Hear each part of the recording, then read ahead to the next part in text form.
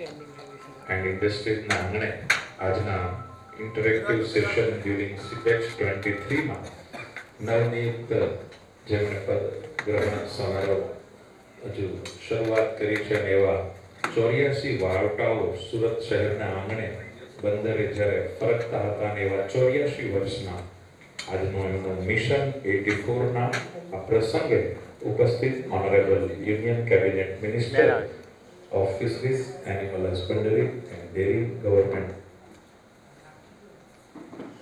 आपने सब पुनः तालियों स्वागत करिए माननीय केंद्रीय मंत्री श्री गोवाला जी। अभिनंती करीश आदरणीय चेम्बर ऑफ कॉमर्स ना प्रमुख श्री અને વાઇસ પ્રેસિડેન્ટ અને સૌ આઈપીપી श्री गोड़ावाला साहब, श्री किरण भाई ने तेओ माननीय मंत्रीश्रीનું સ્વાગત ફેબ્રિક પુષ્પગુચ્છ સ્મૃતિ ભેટ અને આપણી લાગણીઓ અને હૃદયના ઉમળકાથી આપણા ગુજરાત અને કેન્દ્રના માનનીય મંત્રી રૂપાલા સાહેબને અભિવાદિત કરે અને આપણે સૌ તાળીઓથી આ ક્ષણને વધાવીએ। આદરણીય रमेश भाई, श्री विजय भाई, श्री किरण भाई અને સામે જજો બારે જજો સર આપ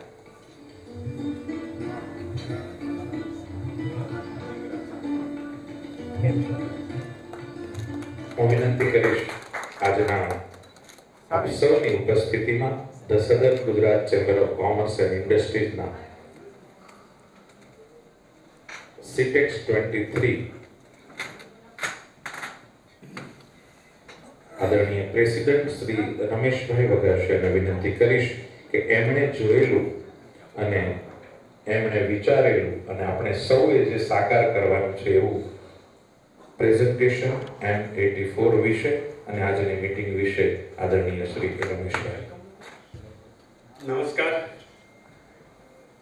खूब टूंकी नोटिस में अने આજનો અહીંયા પ્રવાસ હતો, બીજો પ્રોગ્રામ હતો અને સાથે સાથે એ પ્રોગ્રામમાં સમય આપીને ચેમ્બર ઓફ કોમર્સ ની ધરતી પર એમણે આવવાની સંમતિ આપી એવા આપણા સૌના વહાલા, આપણા માર્ગદર્શક અને આપણા સૌના વડીલ અને સરકારમાં રહીને ઉત્તમોત્તમ કામગીરી કેવી રીતે થાય એ માટે ટુ ધ પોઈન્ટ વાત કરીને ફાસ્ટ ડિસિઝન મેકિંગ નો જેવો એક્ઝામ્પલ આપી રહ્યા હોય છે, આપે છે એવા આપણા સૌના આદરણીય માનનીય શ્રી પુરુષોત્તમ ભાઈ રૂપાલા સાહેબ અમારા આમંત્રણને માન આપીને સુરત મ્યુનિસિપલ કોર્પોરેશનના ડેપ્યુટી કમિશનર દિનેશભાઈ જોધાણી આપણી વચ્ચે ઉપસ્થિત થવા જઈ રહ્યા છે, આવી રહ્યા છે, એગ્રીમાં છે, આપણી સાથે છે અને ચેમ્બરના મારા સાથી વાઇસ પ્રેસિડેન્ટ વિજયભાઈ મેવાવાલા, તત્કાલીન ભૂતપૂર્વ પ્રમુખ માનનીય શ્રી હિમાંશુભાઈ ગોડાવાલા, ટ્રેઝરર કિરણભાઈ ઠુમ્મર અને વહાલા અમારા માર્ગદર્શક પાસ્ટ પ્રેસિડેન્ટ ભાઈ શ્રી રોહિતભાઈ, ભાઈ શ્રી આદરણીય BS અગ્રવાલ સાહેબ અને આપ સૌ આમંત્રિત ભાઈઓ અને બહેનો, હું પુરુષોત્તમ રૂપાલા સાહેબનું હૃદયના ઉમળકાથી અંતઃકરણથી સ્વાગત કરું છું, આવકારું છું। આ સ્વાગત કરતા ફોર્માલિટી બિલકુલ નથી સાહેબ, પણ આપ સૌને કહેતા મને આનંદ અને ગર્વ થાય છે કે જ્યારે દિલીપભાઈ ચશ્માવાલા પ્રમુખ હતા અને ચેમ્બરના પ્રતિનિધિઓ જ્યારે નરેન્દ્રભાઈ મોદી CM હતા અને જે જગ્યા ઉપર આપણે બેઠા છીએ એ જગ્યા SGCCI ને ફાળવવામાં આવે અને કન્વેન્શન સેન્ટર બને એવો સંકલ્પ લઈને એવી મહેનત કરતા હતા પાસ્ટ પ્રેસિડેન્ટ અને સિનિયર મેમ્બર્સની ટીમ। એ વખતે નરેન્દ્રભાઈના મનમાં આ વાત બરાબર બેસી નહીં, એમને એમ લાગ્યું કે આ લોકો હજુ કેપેબલ નથી, નહીં કરી શકે અને નિરાશ સ્થિતિમાં બેઠા હતા।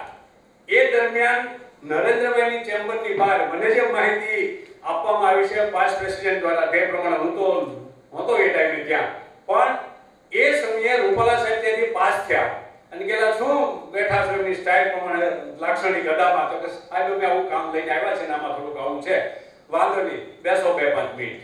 સાહેબ અંદર ગયા. નરેન્દ્રભાઈને કેવી રીતે એમણે કન્વિન્સ કર્યું એ કોઈને ખબર નથી, પણ 5-7 મિનિટમાં જ બહાર આવી અને ચેમ્બરના 5 પ્રેસિડેન્ટને અંદર બોલાવ્યા અને આ લેન્ડ ચેમ્બરની હિસ્ટ્રીમાં ચેમ્બરને આપી એવો એકમાત્ર કોઈ જો વ્યક્તિ હોય તો એ પુરુષોત્તમભાઈ રૂપાલા સાહેબ.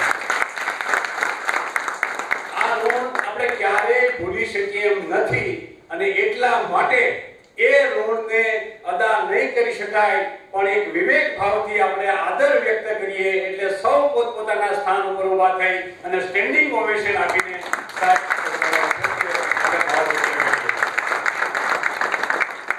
સાહેબ આપે જે દીર્ઘદ્રષ્ટિથી આ કામ કર્યું એ માત્ર એસજીસીસીઆઈ નું કામ નથી, એ સમગ્ર સુરત, દક્ષિણ ગુજરાત અને ગુજરાતનું કામ છે.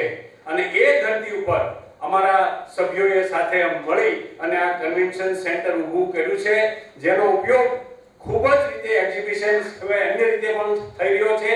ઇવન સેન્ટ્રલ ગવર્નમેન્ટની કે સ્ટેટ ગવર્નમેન્ટની કોઈ ઇવેન્ટ હોય તો એ પણ અહીંયા થાય છે. બાજુમાં પ્લેટિનમ હોલ બન્યો, એમાં પણ સાહેબ લાસ્ટ ફૂડ એન્ડ એગ્રીના એક્ઝિબિશનમાં આપ સાહેબ આવી ગયા છો. એ હોલમાં પણ અનેક પ્રોગ્રામ દ્વારા એસજીસીસીઆઈ ની આ પ્રીમાઇસીસની ઉપયોગિતા થઈ રહી છે. એની બાજુમાં 6 માળનું બિલ્ડિંગ બનાવીને એસોસિએશનોને સ્પેસ આપીને આપણી ઓફિસ પણ થઈ છે. અને સાહેબ આપને જણાવતા આનંદ થાય છે કે 35 કરોડનો એક બીજો પ્રોજેક્ટ મલ્ટીપર્પઝ હોલ વાળો ઓડિટોરિયમ, જેમાં 400 ની સંખ્યા, 600 ની સંખ્યા અને 2000 લોકો બેસાડી શકે એવી સંખ્યા સાથે એક્ઝિબિશન પણ થાય અને ઓડિટોરિયમ પણ બને એવો 3-4 વર્ષથી પ્રોજેક્ટ રાજ્ય સરકારમાં મૂકેલો હતો.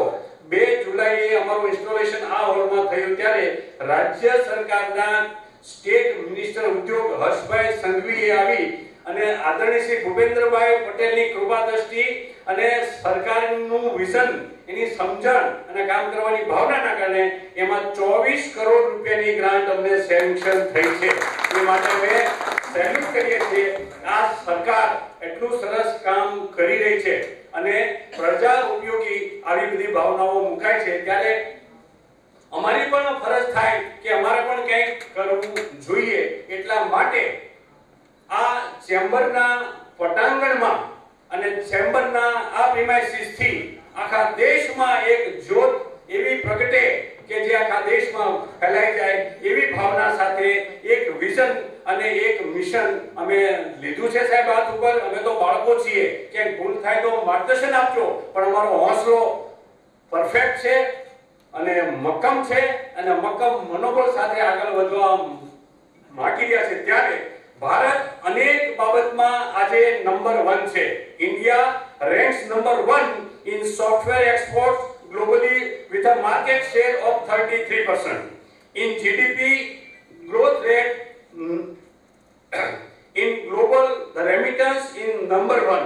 In production of milk, cotton, millet, pulse, chickpeas, mango, banana, papaya, cumin, ginger, chili pepper and turmeric across the world are number 1 ઉપર છે આપણા પ્રોડક્શનમાં. India is ranked in number 1 in having most arable land, in having largest number of engineers we are having in India. We are number 1 in world fastest stock exchange. We are number 1 in largest diaspora spread across the world.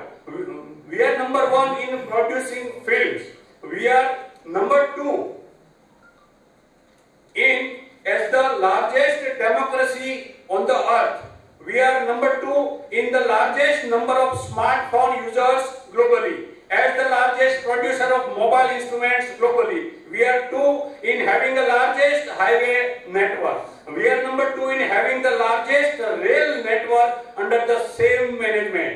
We are number 2 in production of wheat also. We are number 2 in global production of textile, steel, cement. We are number 2 in number of English speaking population in the world. We are number 3 in startup ecosystem across the world. India કેટલી જગ્યાએ 1, 2, 3 આ ક્રમાંકમાં છે એ જોઈને આપણને આનંદ અને આશ્ચર્ય પણ થશે. We are number 3 in automobile production. We are number 3 in production of generic pharmaceuticals. We are number 3 in electricity generation across the world. We are 3 in electricity generation from renewable energy. અને હવે વાત આવે છે સાહેબની પોતાની મિનિસ્ટ્રીની. સાહેબ આ ministry અગાઉ કૃષિમાં પણ હતા અને કૃષિમાં પણ આપણે ટોપ ઉપર છીએ આપણે જોયા, પણ India's achievement in dairy, fisheries and animal husbandry, India ranks number 1 in cattle and buffalo population. We are first in and contribute 24% of global milk production. આખા વિશ્વનું 24% દૂધ આપણે સપ્લાય કરીએ છીએ. We are number 2 in global animal protection index. We are number 2 in agriculture fish production globally. We are number 3rd in largest fish producing country in the world. આવી કેટલીય સારી બાબતોમાં ઇન્ડિયા અગ્ર ક્રમાંકમાં છે. એની સાથે સાથે એવું કહીએ કે India has recorded new milestone in goods and services exports in the year of 2022-23, clocking $422 billion in merchandise sectors and $254 billion in services exports. Thereby 50% of the incremental GDP in the year of 2021-22 was contributed by the export sectors. આટલું હોવા છતાં આપણે ક્યાં થોડા હજુ પાછળ છીએ, આપણે ક્યાં હજુ શીખવાનું છે, આપણે હજુ ક્યાં ઇમ્પ્રુવમેન્ટ કરવાની જરૂરિયાત છે, એ બાબત પણ આપણે જાણવી અત્યંત જરૂરી છે. ધો India is now rank 5th globally. આપણે 5મા ક્રમાંકની સૌથી મોટી અર્થવ્યવસ્થા તરીકે છીએ અને 4થા ક્રમાંક તરફ ઝડપથી આપણે આગળ વધી રહ્યા છીએ. તેમ છતાં એની સાથે આપણા નોમિનલ જીડીપીની સાથે it is still rank 13 in the export globally. વિશ્વમાં એક્સપોર્ટ કરવામાં હજી આપણે 13મા ક્રમાંકે છીએ, જેને આપણે અપગ્રેડ કરવાની જરૂરિયાત છે. Currently India holds just 2.29% of global trade. Government of India has planned to increase this to 3% by 2027 and 10% by 2047. આ જે મિશન ગોલ મૂક્યો છે એ એચીવ કરવા માટે અમારી ચેમ્બર અને અમારા સૌ સભ્યો શું કરી શકે એ માટે અમારું વિઝન સર એકદમ ક્લિયર છે. We are clear in our vision and mission. Our chamber, which is the oldest apex body in Gujarat, has been performing a marvelous role for the betterment of business and industry of South Gujarat since 1940. 1940 થી ઘણું સારું કામ થાય એ કરવા જઈ રહ્યા છે. ત્યારે 21 ઓક્ટોબર 2023 થી 84મું વર્ષ અમારું શરૂ થવાનું છે.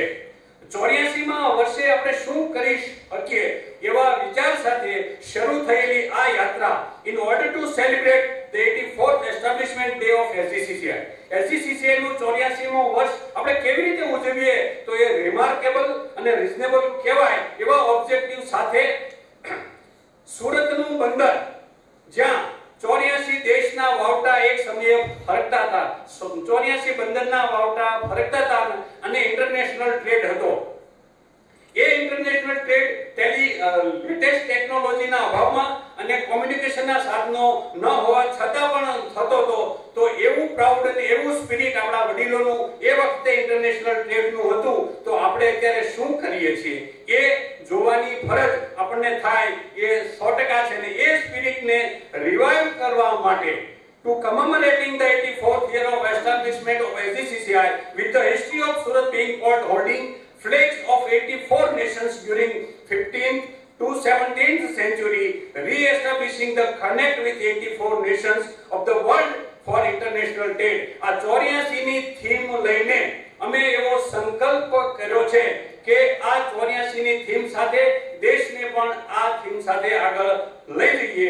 એ માટે SGCCI ગ્લોબલ કનેક્ટ મિશન 84 નો એક પ્રોજેક્ટ અમે અમારા મનમાં મૂક્યો છે સાહેબ. અને આ પર્પઝ સોલ્વ કરવા માટે એક એવું ઇન્ટરનેશનલ પ્લેટફોર્મ અમે અહીં ઊભું કરવા જઈ રહ્યા છીએ કે જેમાં ભારતમાંથી, ગુજરાતમાંથી, સુરતમાંથી અને દક્ષિણ ગુજરાતથી 84,000 યંગ ટેલેન્ટેડ એન્ટરપ્રેન્યોર્સને ઓન બોર્ડ કરવા જઈ રહ્યા છે. જે લોકો એક્સપોર્ટ કરતા હોય તે એક્સપોર્ટ વધારે અને જે લોકો એક્સપોર્ટ નથી કરતા અને કરવા ઈચ્છતા હોય અથવા તેમને પ્રેરણા આપીને કરાવી શકાય એવી ઘણી શક્યતાઓ છે, તેવા લોકોને ઓનબોર્ડ કરવા જઈ રહ્યા છે. એની સામે 84 દેશોને આઈડેન્ટિફાઈ કરીને એ દેશોમાં વસતા આપણા ભાઈઓ અને યુવાનો એમને પણ 84,000 ની સંખ્યામાં આ પ્લેટફોર્મ ઉપર ઓનબોર્ડ કરીને સામસામે બંનેની કનેક્ટિવિટી થાય, એ લોકો મળીને વાતચીત કરીને ઇન્ટરનેશનલ બાયલેટરલ ટ્રેડ વધારે અને અહીંથી એક્સપોર્ટ થાય એ માટેના પ્રયત્નો તમામ રીતે તમામ રિસોર્સિસનો ઉપયોગ કરીને કરવાનો અમે સંકલ્પ કર્યો છે. પણ આ યુવાનોને આ બિઝનેસમેનોને માર્ગદર્શન આપવા માટે, માહિતી આપવા માટે, જરૂરી રિસોર્સિસ આપવા માટે ભારતમાંથી 84 ચેમ્બર ઓફ કોમર્સને આઈડેન્ટિફાઈ કરી અને આ 84 ની થીમ સાથે એમને પણ અમે ઓનબોર્ડ કરવા જઈ રહ્યા છે. એની સામે 84 દેશોમાંથી 84 ચેમ્બરના પ્રતિનિધિને પણ ઓનબોર્ડ કરી અને અરસપરસ વાર્તાલાપ થાય, માહિતીની આપલે થાય અને એ સાથે એ લોકો વેપાર કરી શકે એવું વાતાવરણ ઊભું કરવા જઈ રહ્યા છે. આ વાત થઈ પ્રજામાંથી બિઝનેસમેનોની, એમની સાથે કામ કરતી સંસ્થાઓ ચેમ્બર ઓફ કોમર્સની, પણ સરકાર પક્ષે પણ ઇન્વોલ્વમેન્ટ હોવું જોઈએ. એટલા માટે અને લીગલ બાઇન્ડિંગ રહે, ઓથેન્ટિકેશન રહે અને એના રૂલ્સ એન્ડ રેગ્યુલેશન્સ ની માહિતી પણ મળે, એમના જે પ્રોટેક્શન સ્ટ્રેટેજી હોય એનો પણ ખ્યાલ આવે, એટલા માટે ભારતના 84 દેશોમાં જે કોન્સ્યુલેટ જનરલ હોય એમના પ્રતિનિધિને સાથે MOU કરી અને આ ઓનલાઈન પ્લેટફોર્મ પર ઓનબોર્ડ કરવા જઈ રહ્યા છીએ. એની સાથે 84 દેશોના જે કોન્સ્યુલેટ જનરલ ઇન્ડિયામાં હોય એમની સાથે MOU કરીને એમના પ્રતિનિધિને એટલા માટે મૂકવા જઈ રહ્યા છે કે એના દેશમાં એને શું જોઈએ છે એ આપણને જાણવા મળે અને આપણે એમને શું એક્સપોર્ટ કરી શકીએ. આટલું થયા પછી વધારે માર્ગદર્શન માટે International Monetary Fund, World Bank, World Economic Forum, World Trade Organization જેવા ઇન્ટરનેશનલ ઓર્ગેનાઇઝેશન છે, યુનાઇટેડ નેશન્સ ઓર્ગેનાઇઝેશન છે, એમાં કામ કરતા અથવા તો રિટાયર્ડ થયેલા આપણા જે સ્કોલર્સ છે, ઇન્ટેલેક્ચ્યુઅલ્સ છે, એમનો પણ સંપર્ક કરીને એમને આ ઓનબોર્ડ કરીશું, જેથી કરીને આપણા બિઝનેસમેનોને અને આપણા દેશને પણ તેઓ માર્ગદર્શન આપે.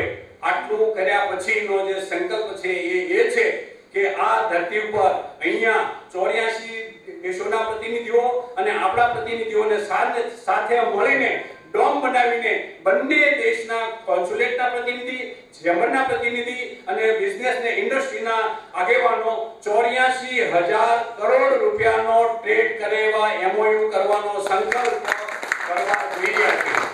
21મી ઓક્ટોબરનો સ્થાપના દિવસ આપણો ઉજવાય, પાસ્ટ પ્રેસિડેન્ટનો સન્માન થાય પછીનો 84મો દિવસ એટલે 13 જાન્યુઆરી 2024 આવે છે અને ત્યારે વાઇબ્રન્ટ ગુજરાત 2024 આકાર લેવા જઈ રહ્યું છે. 2-3 વર્ષથી નથી થઈ શક્યું તે આ વર્ષે થાય છે, ત્યારે પેરેલલ એ ટાઈમ પર આપણે ડેલિગેટ્સને બોલાવી અને આ MOU કરવાનો મક્કમ નિર્ધાર મનમાં કરી ચૂક્યા છીએ. અને એ કરવાનું કારણ શું છે સાહેબ?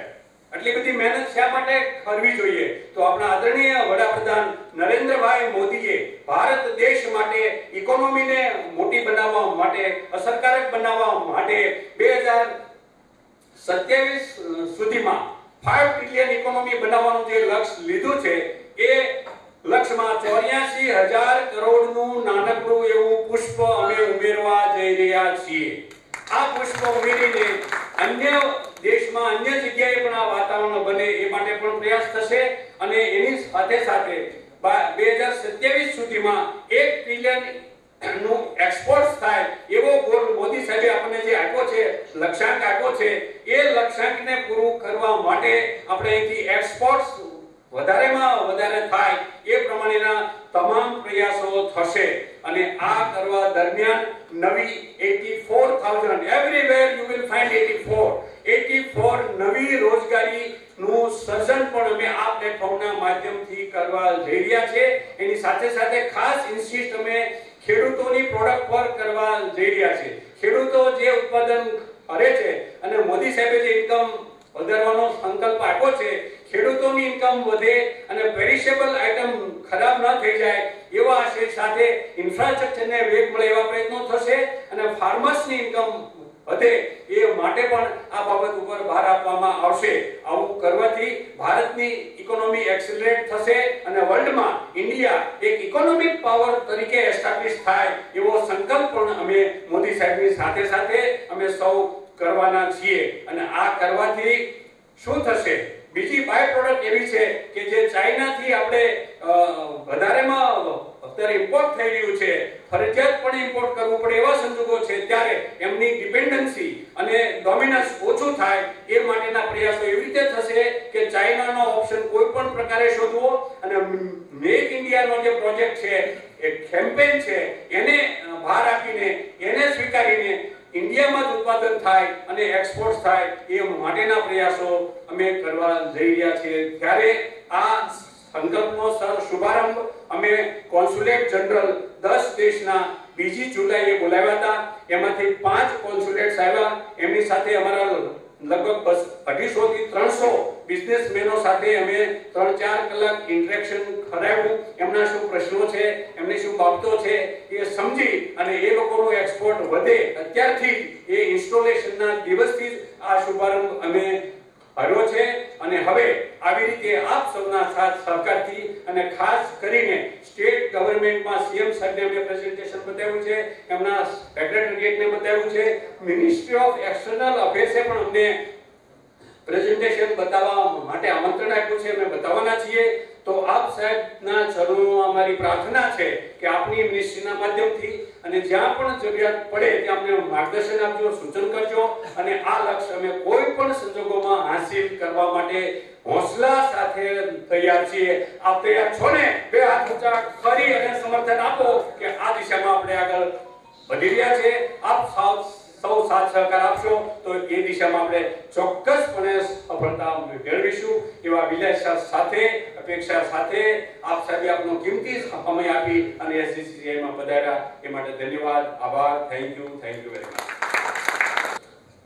દ્રઢ મનોબળ અને મક્કમતાથી સુરત શહેરની આપણી શાન ધ ચેમ્બર ઓફ કોમર્સને નવી દિશા તરફના પ્રયાસોને મક્કમતાથી આજે આગળ વધારી રહ્યા છે એવા પ્રમુખશ્રી અને સમગ્ર ટીમને આદરણીય રૂપાલા સાહેબનું માર્ગદર્શન મળે એ માટે ઉપસ્થિત છે. ત્યારે પુનઃ એમને જોરદાર તાળીઓથી આપણે આવકારીએ આ મિશનને અને વિઝનને અને આપણા પ્રશ્નો ઇન્ટરેક્શનનો સેશન સમયની મર્યાદામાં રાખીને ત્યારબાદ આપણે માનનીય મંત્રીશ્રીને માર્ગદર્શન માટે વિનંતી કરીશું. તો હું વિનંતી કરીશ આદરણીય રૂપાલા સાહેબને કે એમને આપણને સૌને માર્ગદર્શિત કરે.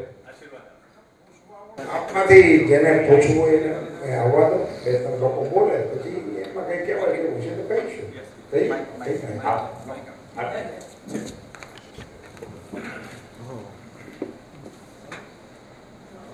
કેબી પીપલિયા, એગ્રીકલ્ચર કમિટી ચેરમેન એચએમમાં. ઘણા બધા અમારા સવાલો છે. અમારી આખી કમિટી બેઠી છે, બધા એક એક કરીને સવાલો પૂછશે. સૌથી પહેલા હું શરૂઆત કરું. અમારો જે આ બેલ્ટ છે હોર્ટિકલ્ચર બેલ્ટ છે. આપણે ગવર્નમેન્ટ જ્યારે નક્કી કરીએ કે ખેડૂત પ્રોડ્યુસ કરે, પ્રોક્યોર કરે, પ્રોસેસ કરે અને માર્કેટ કરે, તો પ્રોક્યોર કરવા માટે મેઇન આપણી જરૂરિયાત હોય હોર્ટિકલ્ચર માટે કોલ્ડ સ્ટોરેજ. એની જે કોલ્ડ સ્ટોરેજ જ્યારે બનાવે એમાં જે સબસિડી આપતા હોય છે એ સબસિડીના બેઝ રેટ જે હોય છે કોલ્ડ સ્ટોરેજ બનાવવાના પર ટનના જે બેઝ રેટ હોય છે એ બેઝ રેટ છેલ્લા 10 વર્ષ ઉપરથી રિવાઇઝ નથી થયા. અત્યારે માનો કે 10,000 પર ટન ખર્ચો આવતો હોય તો એના બેઝ રેટ 5,000 પર ટન, એક એક્ઝામ્પલ, તો એના હિસાબથી એ રિવાઇઝ થવા જરૂરી છે. મારો બીજો સવાલ એ છે, અત્યારે જે અમે ચેમ્બર આ જે ઝુંબેશ ચલાવી રહ્યા છે 84 દેશ માટેનું, તો કિસાન સંપદા યોજના જે આપણી ફાઇનાન્સ મિનિસ્ટ્રીએ ડિક્લેર કરેલી, પહેલા 3 જ પ્રોડક્ટ એક્સપોર્ટ કરતા ત્યારે એમાં સબસિડી હતી, ઓનિયન, ટોમેટો અને બટાકા. તો એ સિવાય બીજી 18 કે 19 પ્રોડક્ટ એડ કરી, ટોટલ 20-22 પ્રોડક્ટ કરી, પણ હજુ એનું કોઈ પ્લેટફોર્મ ખાસ કંઈ ઇફેક્ટિવ હોય એવું દેખાઈ નથી રહ્યું. તો એ બાબતે પણ જરા પ્રકાશ પાડવા માટે વિનંતી. અને ત્રીજો મારો સવાલ એ છે કે આપણા મોદી સાહેબે જે 1 ડિસ્ટ્રિક્ટ 1 પ્રોડક્ટ માટે અમુક સ્કીમ ડિક્લેર કરી છે, ઓડીઓપી.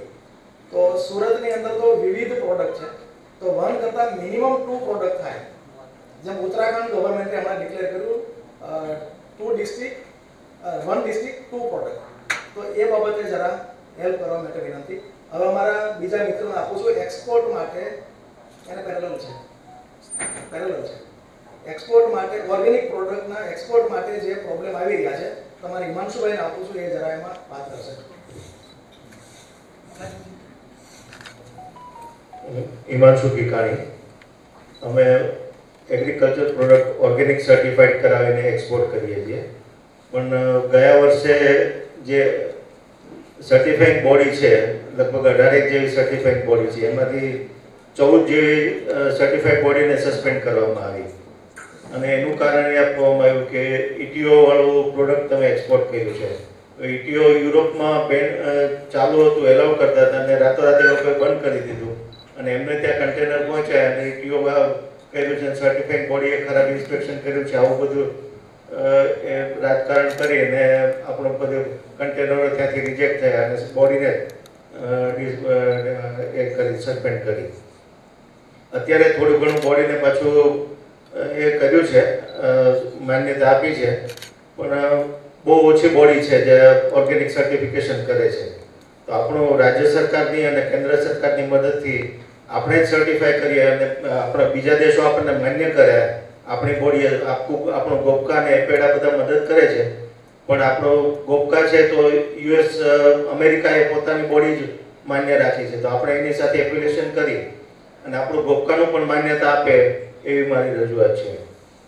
બીજું આપણા નાના ફાર્મરો છે એ બધા ઓર્ગેનિક ખૂબ જ બધું આપણું રાજ્ય સરકાર છે તો ઓર્ગેનિક પ્રોડક્શન માટે અને ઓર્ગેનિક શાકભાજી અનાજ ઉગાડવા માટે ખૂબ પ્રોત્સાહિત કરે છે.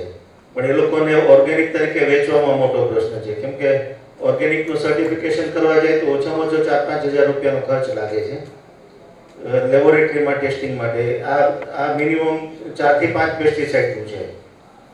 એક્સપોર્ટ કરવું હોય તો 521 જાતના પેસ્ટિસાઇડના ટેસ્ટ થાય છે. અને એક્સપોર્ટ માટે જે લેબોરેટરી છે એ 2 કે 3 ને બાદ ઇન્ટરનેશનલી માન્યતા છે. યુરોપિયન છે, જર્મનીની છે, બીજી યુરેકા છે, એ પણ બહારની છે. તો આવી બધી જે માન્યતા ઇન્ટરનેશનલ માન્યતા ધરાવતી હોય લેબોરેટરી આપણા પણ ગુજરાત સરકાર પણ ઊભી કરે અને બહાર માન્યતા મળે ને ખેડૂતોને સબસિડી રેટે ટેસ્ટિંગ કરી આપે તો આપણને વધારે ફાયદો થાય. નાના ખેડૂતો છે તો એ લોકો કંઈ ટેસ્ટિંગ કરાવી શકે નહીં, કેમ કે એ લોકોનું 5000નું પ્રોડક્શન હોય ને 5000 તો ટેસ્ટિંગમાં જતા રહે. ગ્રાહકોને વિશ્વાસ તો ટેસ્ટિંગથી જ આવવાનો છે. હું નાનો ખેડૂત હોઉં ને 5 માણસને ઓળખતો તો એ મારા પર વિશ્વાસ કરીને લે. બીજાને બહાર વેચવા જવું છે તો ટેસ્ટિંગ સર્ટિફિકેટ હશે તો જ થશે. તો આ નાના ખેડૂતોને બી જે 4-5 પેસ્ટિસાઇડ ટેસ્ટ કરવાનું છે એ પણ સસ્તા દરે મળે તો વધારે સારું પડે. આવી રજૂઆત છે.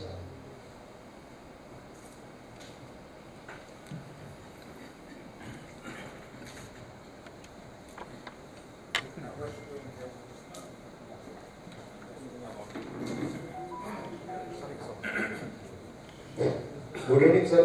મારો સવાલ એવો હતો કે સર આપણું નેશનલ ડેરી ડેવલપમેન્ટ બોર્ડ જે છે એનડીડીબી, જેનું હેડક્વાર્ટર આણંદમાં છે, તો સર હવે જે રીતે આપણે મિલ્કનું પ્રોડક્શન કરીએ છીએ અને એક્સપોર્ટ કરીએ છીએ તો આપણું માનવું એવું છે કે આપણા જે વેસ્ટર્ન રિજિયનની અંદર મહારાષ્ટ્ર, ગુજરાત, મધ્યપ્રદેશ અને રાજસ્થાન છે સર, તો ત્યાં આગળ પણ આપણે મોટાભાગના કોલ્ડ સ્ટોરેજ અગર બનાવી શકીએ હોય પોતાના દૂધના સ્ટોરેજ કરવા માટેના, તો આપણે જે નાની ટાઉન સિટી છે જેવી રીતના નવસારી છે, વલસાડ છે, વાપી છે, સેલવાસા છે, તો ત્યાં આગળ જે ટ્રાન્સપોર્ટેશનનો કોસ્ટ હોય ને એટલે સર આપણો ઘટી જાય. હવે અમારે જે રીતે હું ઇલેક્ટ્રિસિટી ડિપાર્ટમેન્ટમાં કામ કરું છું તો અમે લોકો એમને પ્રપોઝલ બી મોકલો છે કે ભાઈ તમે અગર જો કોઈ નાના ટાઉન નવસારીમાં અગર માન લો કોઈ કોલ્ડ સ્ટોરેજ બનાવો છો, દૂધને સ્ટોરેજ કરવાનો, તો તમને જે ઇલેક્ટ્રિસિટીનો ભાવ છે માન લો કે 10 રૂપિયા યુનિટ છે તો અમે તમને સબસિડી કરીને 8 કે 7 રૂપિયામાં કરી આપીશું, જેથી તમારો કોસ્ટ ઘટે અને કિસાનને સારામાં સારો ભાવ મળે અને દૂધ બી આપણા પોતાના અહીંયા સ્ટોરેજ રહે. તો કોઈ માન લો કે કંઈક વાવાઝોડું આવે છે કે કોઈ બીજી કંઈક કુદરતી આપત્તિ આવે છે તો ત્યારે જે આપણી ટ્રાન્સપોર્ટેશનની ચેનલ ખોરવાઈ જતી હોય કે ભાઈ ટ્રકોમાં નથી આવી શકતું કે રેલવે વ્યવહાર બંધ છે કે કંઈક બીજું છે, તો તે ટાઈમે સર આપણે આ વસ્તુને યુઝ કરી શકીએ અને ઇઝીલી આપણે સ્ટોરેજ કરીને તેને લાંબા સમય સુધી ચલાવી બી શકીએ. તો સર અમારું સજેશન એવું છે કે તમે નેશનલ ડેરી ડેવલપમેન્ટ બોર્ડને કહ્યું ને કે તમે અમુક જે દક્ષિણ ગુજરાત છે તો તેમાં સ્મોલ ડેરી મોટી છે તો તમે અહીંયા ખાલી અલગ સ્પેસ આપીને એક મોટું સ્ટોરેજ તમે બનાવી શકો છો સર, જેવી રીતના વલસાડ છે, વાપી છે, તો એનાથી આજુબાજુના નાના ટાઉન છે કે નાના વિલેજ છે એને પણ એક સારી ફેસિલિટી મળી શકે અને તમે ઇઝીલી દૂધનું ડિસ્ટ્રીબ્યુશન કરી શકો સર. આ રીતનું અમારું માનવું છે સર. તો આમાં તમે થોડો પ્રકાશ પાડો તો એવી આશા રાખીએ સર. સર ઇલેક્ટ્રિસિટીની અંદર તો સર અમારે એ થઈ શકે સર કે અમને જે સ્ટોરેજની અંદર જે કોલ્ડ સ્ટોરેજ હોય તો તેમાં જે પર યુનિટ પ્રાઇસ હોય, માની લો કે એગ્રીકલ્ચર ફીડર હોય કે ઇન્ડસ્ટ્રીયલ ફીડર હોય તો તેમાં જે રીતે આપણે ફીડરના જે પ્રાઇસ રહેતો હોય તો તેમાં આપણે અમને કિસાન કે ખેડૂતના હિસાબે આપણે એમને ડિસ્કાઉન્ટ આપી શકીએ સર પર યુનિટ પ્રાઇસમાં, તો એમને ઇલેક્ટ્રિસિટી બી સસ્તી પડે સર સરકાર તરફથી સર. ના ના સર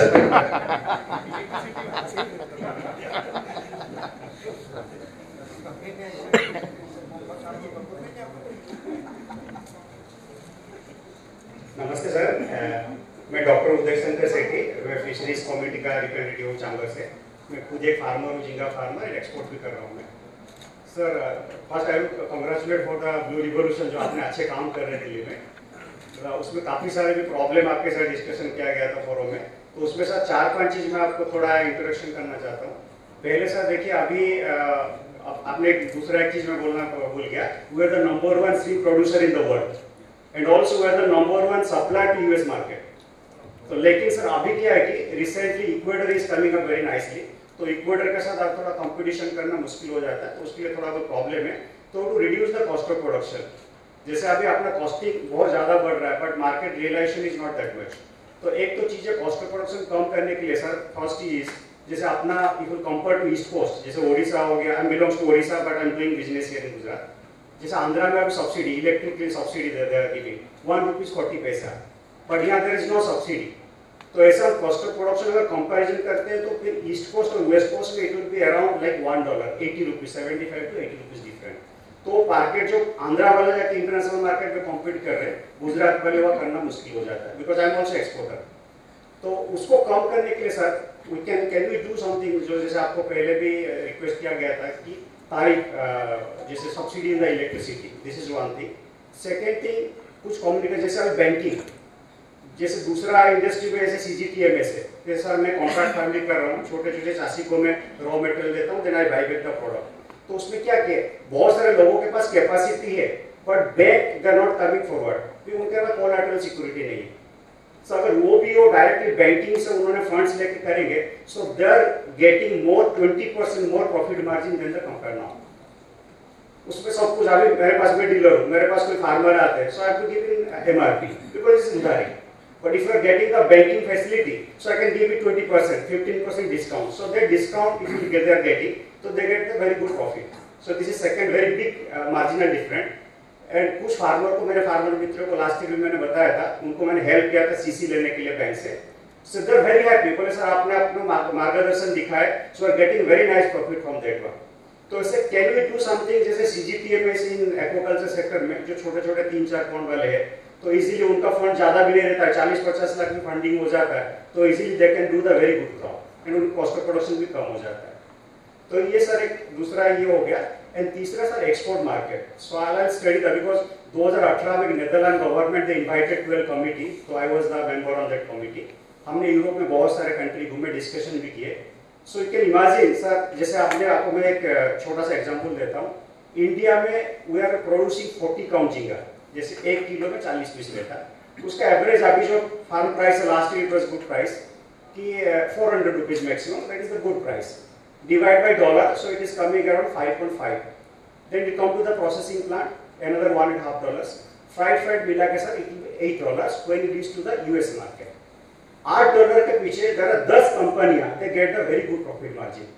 Good stuff जो import करता है, he is getting good profit. Hatchery people, farmer, processor, consultant, feed plant, medicine plant, ऐसे 10 कंपनियां they get the good profit from $8.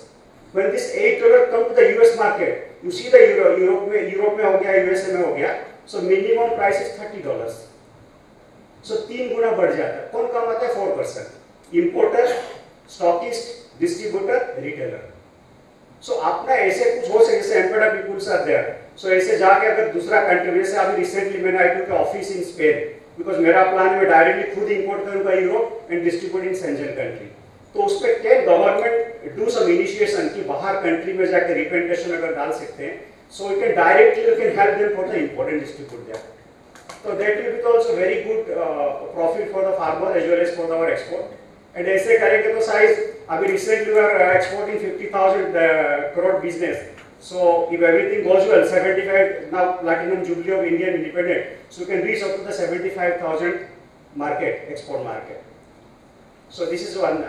So then domestic market also now to develop the domestic market, sir. So ये बहुत सारे discussion है, but अभी तो ज़्यादा time नहीं है, but we can get time.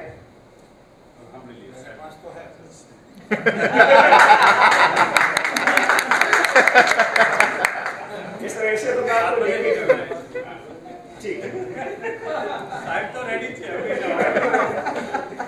એના માટે જોરદાર એક મારું નામ રાજીવ પટારકર છે, હું ખેડૂત છું. મારો આંબાની અને ચીકુની ખેતી કરું છું. હવે સાઉથ ગુજરાતમાં ઘણા વર્ષોથી ફળ માખીનો ઉપદ્રવ બહુ વધી ગયો છે અને મેલ ફળ માખી પકડવા માટે આપણે ત્યાં ઘણા બધા ટ્રેપ, ઘણી જાતના ટ્રેપો યુનિવર્સિટીઓને બધા બનાવે છે, પણ ફિમેલ ફ્રૂટ ફ્લાય ટ્રેપ માટે, ફિમેલ માટે કોઈ ટ્રેપ હજુ સંશોધન થઈ રહ્યું નથી. તો આપણા નરેન્દ્ર મોદી સાહેબ ઇઝરાયલ 2017માં ગયેલા તો ત્યાં એમને ડેમોન્સ્ટ્રેશન થયેલું હતું, બંને વડાપ્રધાનો ભેગા થયા અને ફિમેલ અને મેલ ફળ માખીને પકડવા માટેનું ટ્રેપ ત્યાંના સાયન્ટિસ્ટો અને એ લોકો બતાવ્યું હતું, ફેક્ટરી કંપનીવાળાએ.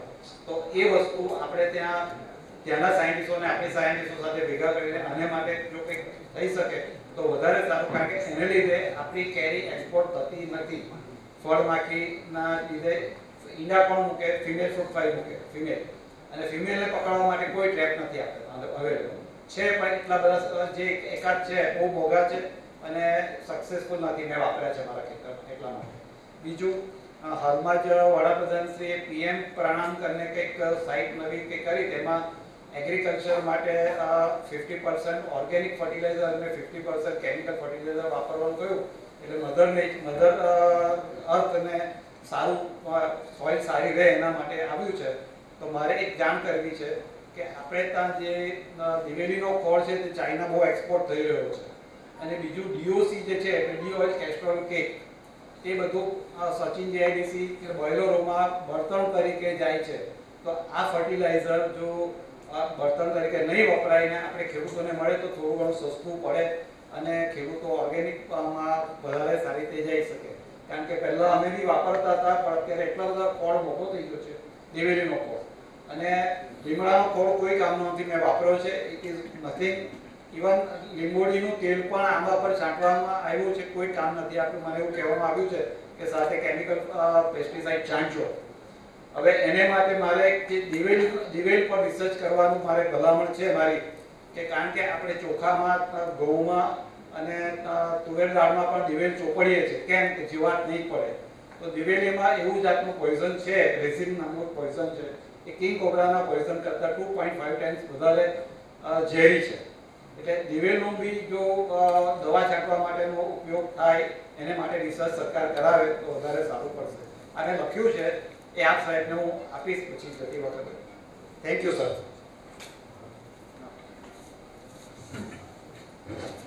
નમસ્કાર. એક ફૂડ સેફ્ટી એન્ડ સ્ટાન્ડર્ડ ઓથોરિટીએ હમણાં એક પરિપત્ર બહાર પાડ્યો છે, અને કોઈ બી ફૂડ મેન્યુફેક્ચર હોય તો એ લોકોને કમ્પલસરી બધી પ્રોડક્ટ ટેસ્ટ કરાવવી પડે. તો હવે અત્યારે જે સેટઅપ છે એ પ્રમાણે અહીંયા સુરતમાં સુરત મ્યુનિસિપલ કોર્પોરેશન લેબોરેટરી છે, રાજ્ય સરકારની 3 લેબોરેટરી છે, બરોડા, અમદાવાદ, રાજકોટ અને ભુજ.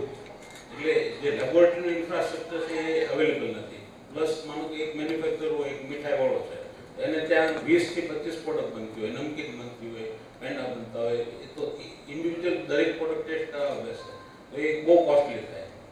એટલે એક તો ઇન્ફ્રાસ્ટ્રક્ચર હોવું જોઈએ, તો ગવર્મેન્ટે કંઈક એ પ્રોવાઈડ કરવું જોઈએ. સેકન્ડ થિંગ છે જે મિલ્ક નહીં અવેલેબલ છે, તો મિલ્કમાં પેસ્ટિસાઇડ રેસિડ્યુ કે કોઈ ટેસ્ટિંગ ફેસિલિટી નથી. અત્યારે રૂટીન જે સેમ્પલિંગ થાય છે એમાં બી પેસ્ટિસાઇડ ચેક થતું નથી. એટલે એક આપણી જે સરકારની લેબોરેટરી છે એમાં એ ફેસિલિટી થાય તો વધારે સારું.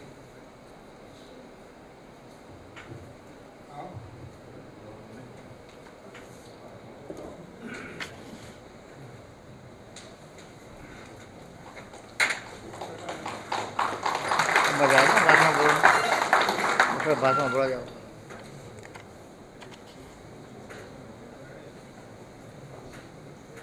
માનનીય રમેશભાઈ, આપણા ચેમ્બરના પ્રમુખ શ્રી વિજયભાઈ, ભાઈ શ્રી કિરણભાઈ, આદરણીય હિમાંશુભાઈ, અન્ય સૌ સિનિયર ચેમ્બરના આગેવાનો,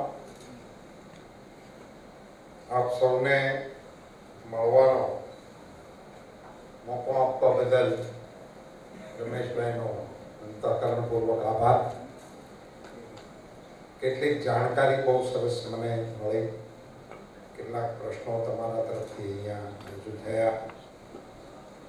ફિશરીઝની ઘણી સુંદર વાતો પણ મારા ધ્યાનમાં મૂકવાનો પ્રયાસ કર્યો. FSSAIના ફૂડ સિક્યુરિટીના ગોડાઉનની ફેસિલિટી, આપણે કોલ્ડ સ્ટોરેજ વગેરેની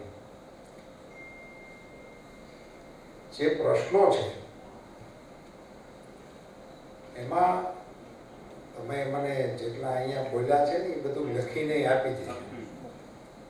એટલે અમે જે તે વિભાગ સાથે એ ઇસ્યુને અમે હેન્ડલ કરવા માટેનો પ્રયાસ કરીશું. પરંતુ તમારે જ્યારે દુનિયાની સાથે સ્પર્ધા કરવાની છે ત્યારે એના નોર્મ્સ પણ પાળવા પડશે. એ નોર્મ્સ નહીં હોય તો એ સ્પર્ધા થવાની નથી. એટલા માટે આપણે ક્વોલિટીમાં જવું પડે, એટલા માટે આપણે ઇનોવેશનમાં જવું પડે.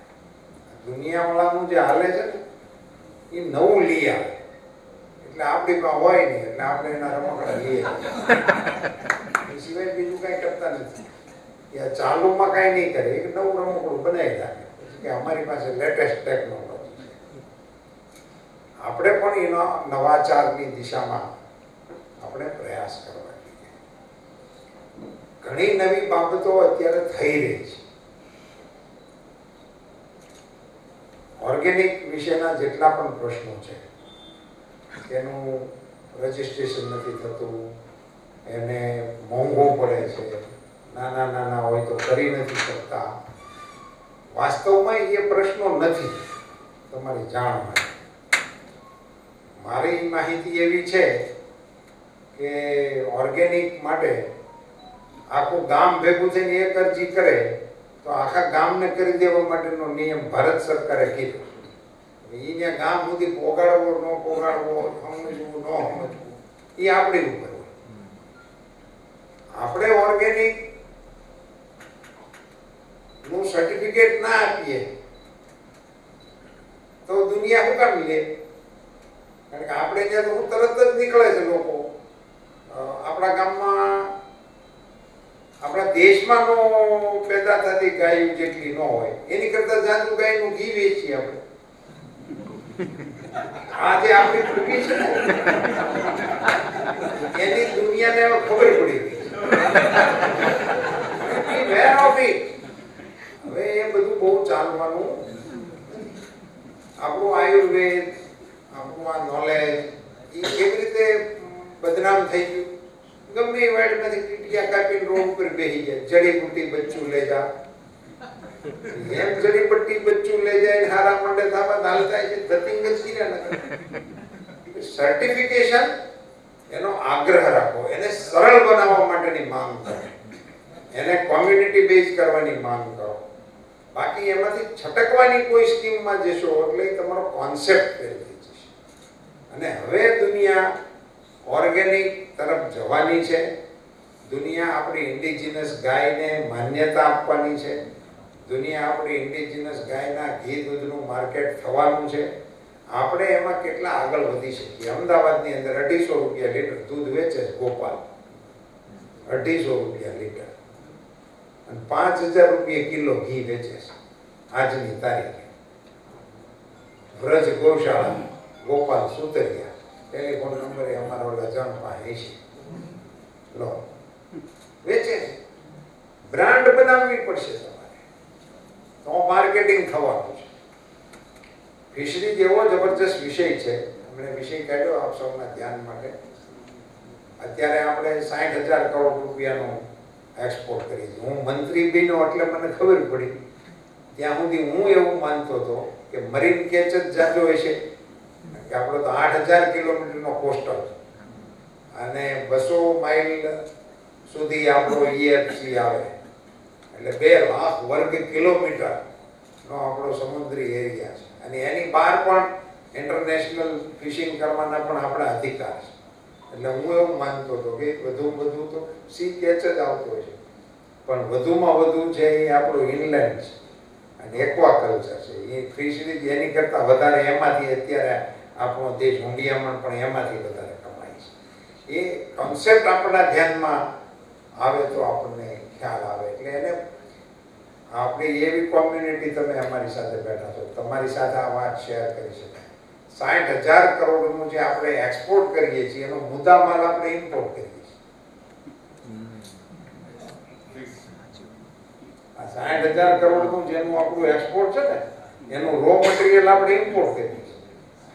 હવે હું 2 મહિના કેળે એનું એક કારખાનું અહીં નખાવે, NBC નવું એક આપણું મંજૂર કરી દીધું. ટાઈગર શ્રીમ્પનું NBC અંદામાનમાં તૈયાર થઈ ગયું છે. 15 વર્ષથી હાલતું. મેં કીધું હું હકેડ્યા રાખો સર્ચ ને રિસર્ચ ને, અને કાં હકેલો અને કાં બંધ કરો. એટલે ચાલુ કરી દીધું. એટલે હવે 1 મહિનાથીમાં અત્યારે તો ડેટ આવી ગઈ હતી મારી પાસે, લેવાઈ આવી ગયા હતા, પણ કોઈ ઇવેન્ટની અમે રાહ જોઈ છે. એટલે 1-2 મહિનામાં પણ પહેલું NBC એ ભારતમાં થશે. એ અત્યાર સુધી હતું. આ શ્રીમ્પનો આવડો મોટો કારોબાર ચાલે છે, એનું એક પણ પેલું અહીંયા નહોતું આપણે ગુજરાતમાં. આ બ્લેક ટાઈગરનું મેં મંજૂર કર્યું આપણા ભરૂચ પાસે કોક જણ છે, સુરતનો જ હતો, એ ત્યાં હવે શરૂ કરે છે. આ એરિયામાં વેમીના એક જ હાલતું, જે પણ યુરોપિયન અમેરિકન બ્રાન્ડ છે. આ આપણી બ્રાન્ડ છે, પણ એની ઉપર બાન નથી. ચોપડા ખોલ્યા મેં કીધું બાન એનું છે, એ કોઈ નહોતી ખબર. હવે તો બાન છે ને તમે એની ઉપર મૂકીને બેઠા, તો શેનું છે એ નહોતી ખબર, એટલે મેં ખોલી નાખ્યું.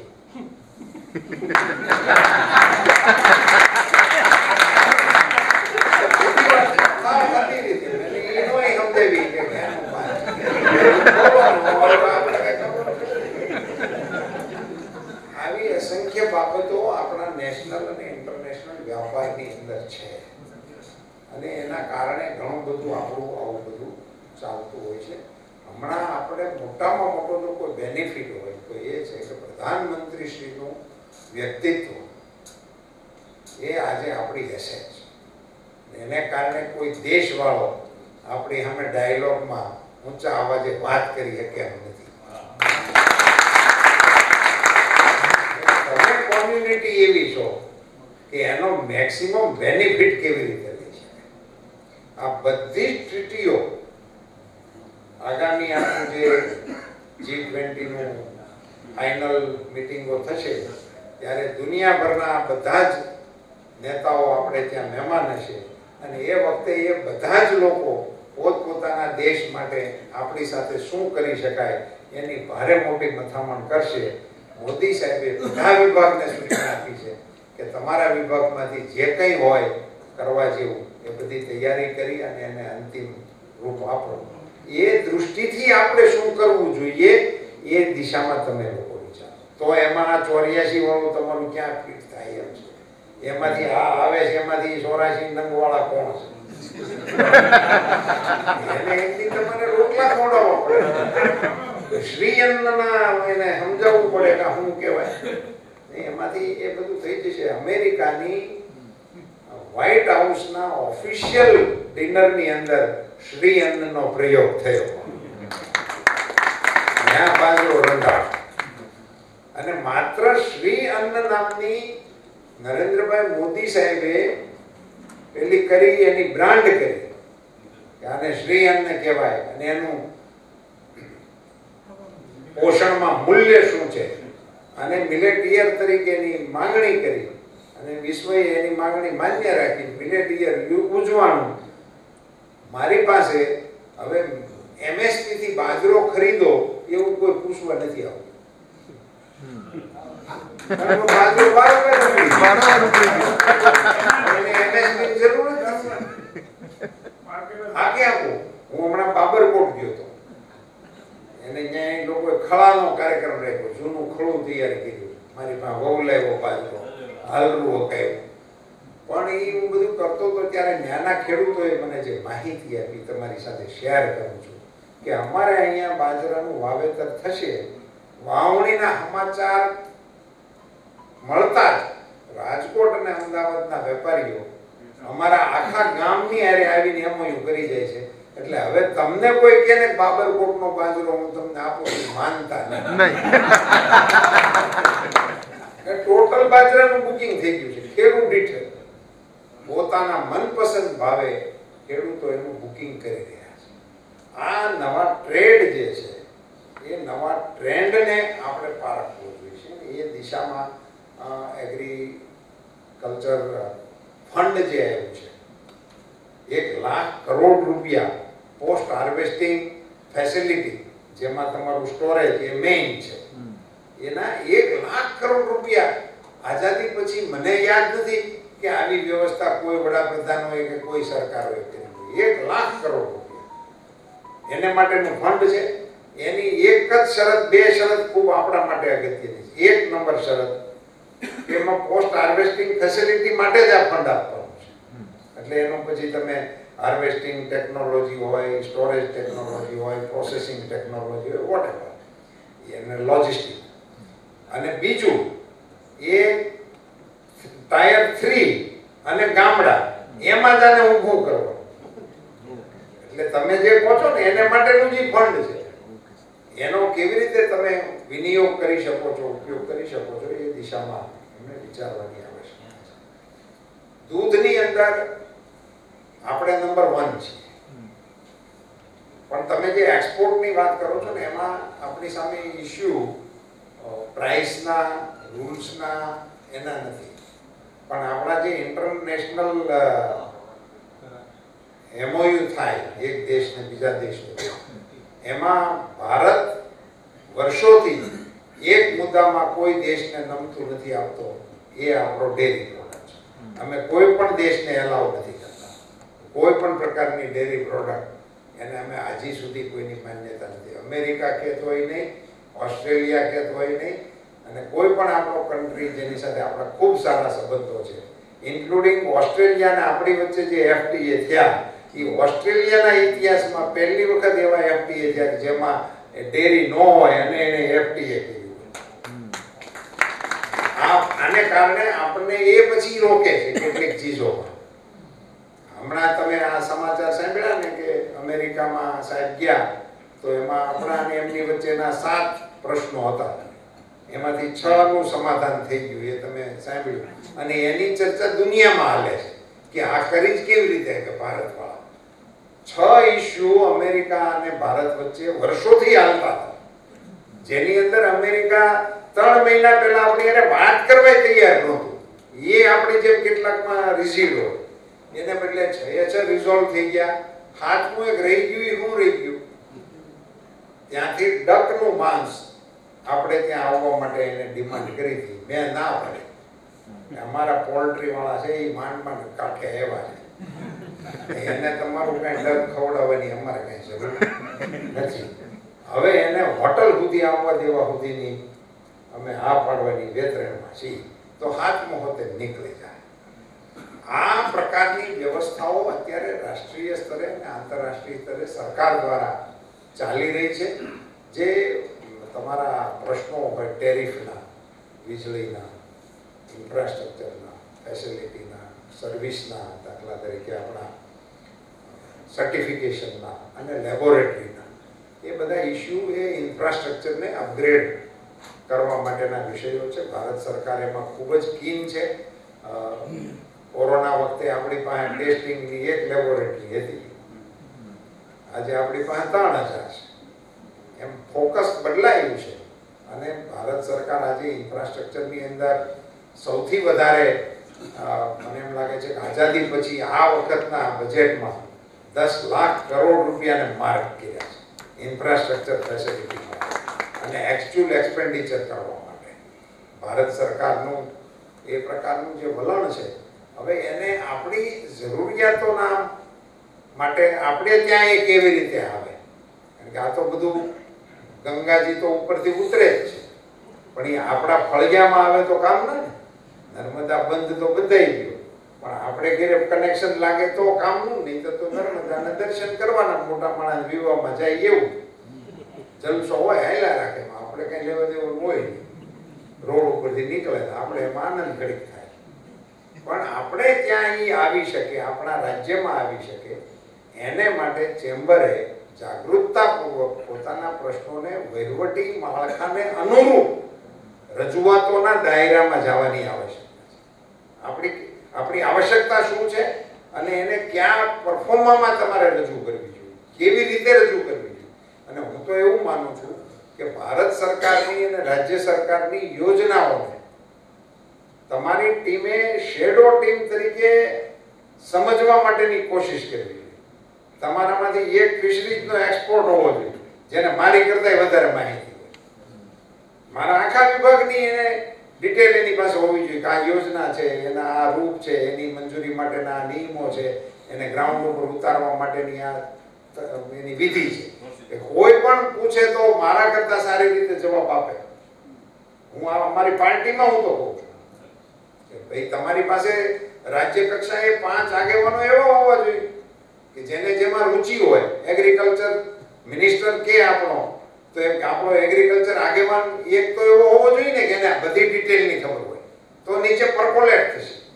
મારી આપને સલાહ છે કે તમે આપણા જેટલા વિભાગો છે ને એમાં તમને ખાસ કરીને તમને કન્સર્ન હોય, પહેલા ત્યાંથી શરૂ કરો, પણ એ કન્સર્ન વિભાગોના એક્સપર્ટ તમારામાં જ હોવા જોઈએ, જે આખી સરકારી પોલિસીઓના જવાબો અહીંયા મંત્રી આવે એની પહેલા તમને ઈ આપે.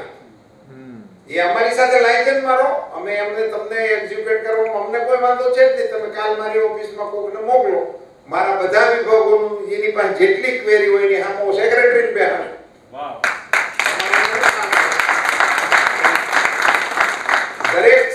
દરેક વિભાગની પાસે આઉટરીચ કાર્યક્રમો છે. દરેક વિભાગને સરકારે ટાસ્ક આપ્યો છે તમે તમારા વિભાગની વિગતો આઉટરીચ કરીને લોકોને આપો. અમારા કાર્યક્રમો હાલે છે, અમારે ખર્ચો કરી નહીં કરવાનો. તમારો જણ તૈયાર થઈ જાય તમારે વગર કરશે અને લોકોના હિતમાં થાય, બે ફાયદા થાય ને એમાંથી. અને બધા વિભાગના, અને એને કારણે એક મોટો ફાયદો તો એ થવાની સંભાવના છે. એને કારણે જો આવું કંઈ થઈ શકે તો જે મીડિયાની અંદર અપપ્રચાર ઘણી વખત ચાલતો હોય છે, એની માહિતી નહીં હોવાને કારણે જાજે ભાગે આવતું હોય છે, ખબર જ ન હોય. આપણે ત્યાં જે મિલાવટના ઇસ્યુ ઉપર ધમાલ બોલાવે છે ને, એ મોટા ભાગની આપણા ઇન્ડસ્ટ્રીઝને, આપણા ડેરી સેક્ટરને નુકસાન કરવા માટેના પ્લાનિંગ વાળાનું કામ છે. એથી વિશેષ કાંઈ છે જ નહીં. હજી સુધી મને કોઈ એવા સમાચાર નથી આપ્યા કે અહીંયા આવડો આ ભેળસેળ કરે, તમે આવો ને એને રેડ કરીને પકડાવો. એવા સમાચાર હજી સુધી કોઈ મને નથી આપ્યા. હાલતું એ છે નાનું મોટું કંઈ આપણે એનો બચાવ કરવાની એ જરૂર નથી હોય, તેને સખતમાં સખત એની સામે પગલાં લેવા જોઈએ. એ મતનો હું છું. હું તો એને માનવ વધના અપરાધીઓ ગણું છું. એટલે મારો તો એ બાબતમાં બહુ સખત મત છે. પણ આપણે એને અવેરનેસ હોય તો આપણે એને જુદા એંગલથી એ સમસ્યાઓને આપણે જોઈ શકીએ. એવું એક અવેરનેસ માટેનું તમારા કાર્યક્રમોના જે તમારા જુદા જુદા વિભાગો છે, જુદી જુદી તમારી કામ કરવાની પદ્ધતિઓ છે, તમે પ્રદર્શનો ગોઠવો છો, તમે અભ્યાસ વર્ગો કરો છો, તમે પ્રમોશન કરો છો, તો એમની સાથે અવેરનેસ માટેની પણ સ્કીમ કરો ને. એમાં ઇન્ડસ્ટ્રી તમને જે કનેક્ટેડ હોય એવા 5 વિભાગને પહેલા લ્યો તો એ શરૂ થશે. આની સાથે મારે એ કહેવું છે કે વર્તમાન સમયની અંદર મારો વિભાગ એટલે એનિમલ હસબન્ડરી, ડેરી અને ફિશરી, આ 3 વિભાગ એવા છે કે 3 7% ઉપરના ગ્રોથ રેટ સાથે 10 વર્ષથી એક ધારા હાલે છે. અને હજી હાલ છે કારણ કે એની આવશ્યકતા છે, જરૂરિયાત છે, એટલે એ ખૂબ જ સારી રીતે ચાલે એવી સંભાવનાઓ છે. એની અંદર હવે આપણે આ તમારું ઓર્ગેનિક સાથે જોડી દો, પણ આ સેક્ટરનું વોલ્યુમ તમારા ધ્યાને મૂકવા માટે ખાલી કહું છું. ઘઉં, ચોખા, મકાઈ મુખ્ય આપણા એગ્રીકલ્ચરના 3 પ્રોડક્ટ ગણાય. ત્રણેયને ભેગા કરો એની કરતા અમારા એકલા દૂધની કિંમત વધારે, એકલા દૂધની ત્રણેય કરતા વધારે છે. ત્રણેય ભેગી કરો તો એની કરતા અમારા દૂધની વેલ્યુ એની કરતા વધારે છે. હવે ત્રણની કરતા તો અમારું ખાલી એક દૂધ વધી જાય, તો ત્યાર પછી તો અમારી કેટલી આઈટમ છે, મીટ, ઈંડા, ફિશ, એ બધું તો ત્યાર પછી આવે. એગ્રીકલ્ચર તો અમે એલાઇડ સેક્ટર અમને ગણવામાં આવે છે, પણ હવે ક્રમ બદલી જવાનો છે 2-3 વર્ષમાં. કારણ કે કેટલાક રાજ્યોની અંદર તો 40% એના એગ્રીકલ્ચર જીડીપી ની અંદર અમારા વિભાગનો હિસ્સો અંદર આવી ગયો છે. અને હવે નવા જે બધા સરકારી કાર્યક્રમોથી લઈ અને લોકોમાં જે અવેરનેસ આવતું જાય છે, એને કારણે એમાં પણ ખૂબ મોટા પરિવર્તનો આવવાની સંભાવનાઓ છે. એટલે બિઝનેસ તરીકે જ્યારે નર્મદાનું પાણી આપણા રાજ્યને મળવાનું નક્કી થઈ ગયું અને ડેમનું લોકાર્પણ થતું હતું, ત્યારે મેં એક નિવેદન કીધું હતું કોઈ આપણા ઇન્ડસ્ટ્રીની અંદર, મને યાદ નથી ક્યાં કીધું હતું. આપણને ત્યારે નર્મદાના પાણી મળવાને કારણે 18 લાખ હેક્ટરમાં આપણી સિંચાઈ શરૂ થવાની હતી. નર્મદાનો કેચમેન્ટ એરિયા 18 લાખ હેક્ટરનો છે. નર્મદા સિવાયનો આપણો 18 લાખ હેક્ટર છે. એટલે આપણે ત્યાં નર્મદા શરૂ થવાને કારણે 36 લાખ હેક્ટર આપણો ઇરિગેટેડ એરિયા થાય. એટલે આમ પ્રથમ દૃષ્ટિએ એવું લાગે કે હવે આપણી એગ્રીકલ્ચર પ્રોડક્ટ છે એ ડબલ થશે.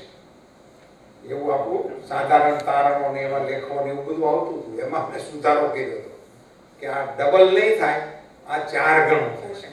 આપણું એગ્રીકલ્ચર પ્રોડ્યુસ 4 ગણું થશે. શું કામ કે નર્મદા સિવાયનું જે 18 લાખ છે એ શ્યોર નથી, નહીં શ્યોર નથી. અમારે શેત્રુંજી ડેમ છે, મારી હાંભળમાં 2 વખત પાણી,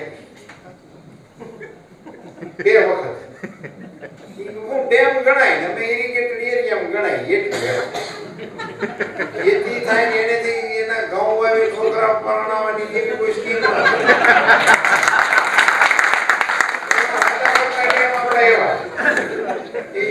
એનું કોઈ શ્યોર ન હોય. 18 લાખ નર્મદાના છે એ શ્યોર છે.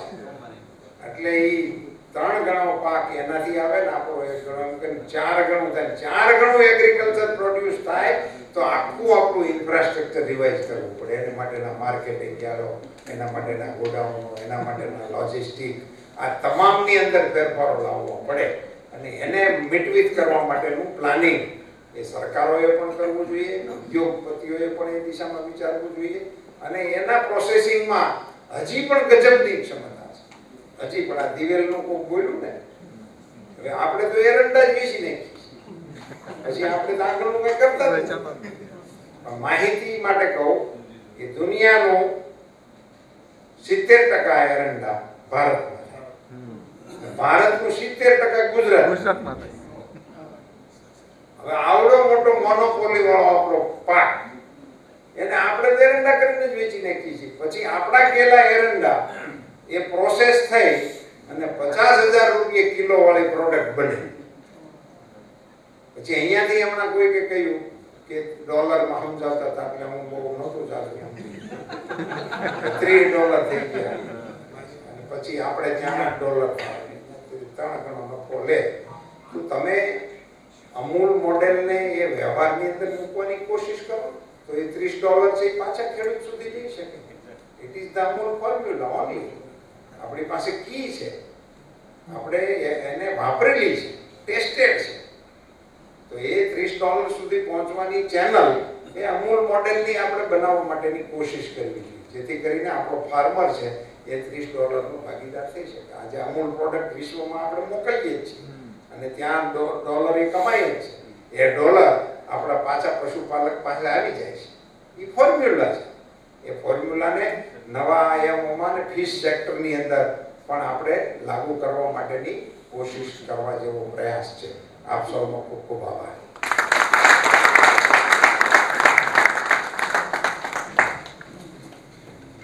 ખૂબ ખૂબ આભાર. તાળીઓથી આપણે સૌરાષ્ટ્રની તળપદી ભાષામાં સમાજ સુશાસન અને સરકારની વાતોને આદરણીય રૂપાલા સાહેબે સમજાવી. હું વિનંતી કરીશ ચેમ્બરના વાઇસ પ્રેસિડેન્ટ વિજયભાઈ મેવાવાળાને તેઓ આભાર વ્યક્ત કરે અને આદરણીય ડેપ્યુટી મેયર શ્રી દિનેશભાઈ જોધાણી સાહેબનો પણ આપણને સતત સાથ સહકાર સુરત મહાનગર વતી મળતો રહ્યો છે, તેમનું પણ બુકેથી તેમનો આભાર વ્યક્ત કરે અને ત્યારબાદ આપણે સૌ આભાર વિધિ માટે હું વિજયભાઈ મેવાડાને વિનંતી કરીશ. વિજયભાઈ આભાર વ્યક્ત કરે એ દરમિયાન રૂપાલા સાહેબ આગળ આવજો જરા પ્લીઝ. અમારા ખાસ પ્રેસિડેન્ટને વિનંતી કે એમની સાથે સમૂહ તસવીર માટે સૌ જોડાવે. ડેપ્યુટી મેયર વિજયભાઈનો ખૂબ ખૂબ સ્વાગત છે. આભાર. ડેપ્યુટી કમિશનર તરીકે તમારી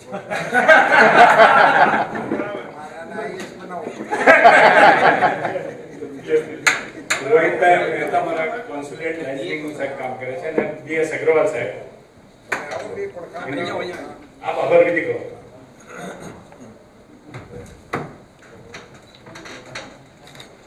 હું સંદીપભાઈ પંજાબી ઉપસ્થિત છે. સભાગૃહમાં ઉપસ્થિત સર્વે મહાનુભાવો મારા પ્રણામ. આજના કાર્યક્રમમાં ચેમ્બરના આપણા માટે અવિસ્મરણીય બની રહેશે. આપણી વચ્ચે બિરાજે આદરણીય કેન્દ્રીય મંત્રી પુરુષોત્તમભાઈ રૂપાલા આપણા સમક્ષ ઘણા વિચારો પ્રસ્તુત કર્યા અને ઘણા સંવાદ સાધ્યો, તે બદલ એમનો ઘણો હૃદયપૂર્વક આભાર. અહીં ઉપસ્થિત આપણા ડેપ્યુટી મેયર શ્રી દિનેશભાઈ જોધાણીનો પણ ઘણો આભાર. તદુપરાંત અહીં ચેમ્બરમાં કાર્યક્રમને સાકાર કરવામાં ભૂમિકા ભજવનાર કેમ્પસ ચેમ્બરની ટીમ તથા અઠ્યાસી સુધી ચેમ્બર અને તેના કાર્યોને પહોંચાડનાર પ્રેસ અને મીડિયાના જગતના મિત્રોનું અભિવાદન કરી વાતને હું પૂર્ણ કરું છું. જય હિન્દ, જય જય ગરવી ગુજરાત. આપ અહીં સર્વે પધાર્યા તે બદલ આપ સર્વેનો ઘણો ઘણો આભાર. Thank you.